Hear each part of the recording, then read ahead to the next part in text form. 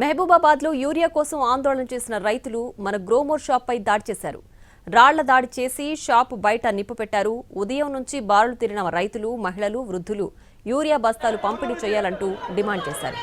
ఎంతకీ యూరియా బస్తాలు ఇవ్వకపోవడంతో గ్రోమోర్ బోర్డును తొలగించారు. పాత కర్రలు వేసి నిప్పు పెట్టి నిరసన తెలిపారు.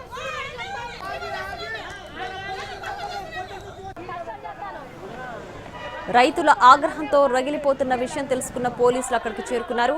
అయినా సరే రైతులు ఆందోళన వీడలేదు. గ్రోమోర్ గోదాంపై దాడి చేశారు. తాళం పగలగొట్టి లోనికి చొచ్చుకు వెళ్లారు. రైతులు గోదాంలో ఉన్న యూరియా బస్తాలు తీసుకుని పోతుండగా పోలీసులు అడ్డుకున్నారు.